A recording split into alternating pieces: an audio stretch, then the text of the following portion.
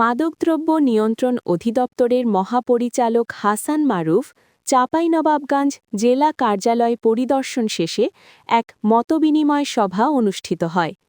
চাঁপাইনবাবগঞ্জ জেলা প্রতিনিধি মোহাম্মদ সেতাউর রহমানের প্রতিবেদনে মাদকদ্রব্য নিয়ন্ত্রণ অধিদপ্তরের মহাপরিচালক হাসান মারুফ চাঁপাইনবাবগঞ্জ জেলা কার্যালয়ে পৌঁছলে এই সময় জেলা কার্যালয়ের পক্ষ থেকে মাননীয় মহাপরিচালককে গার্ড অফ অনার স্যালুট প্রদান শেষে ফুলের শুভেচ্ছা জানান হয়।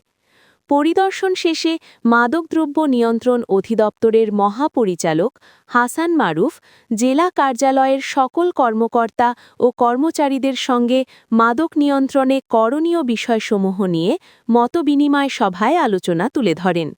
মহাপরিচালক হাসান মারুফ মাদক বিরোধী অভিযান জোরদারকরণ, জনসচেতনতা বৃদ্ধি এবং সংশ্লিষ্ট সকল দপ্তরের সঙ্গে সমন্বিত উদ্যোগ জোরদারের উপর বিশেষ গুরুত্ব আরোপ করেন।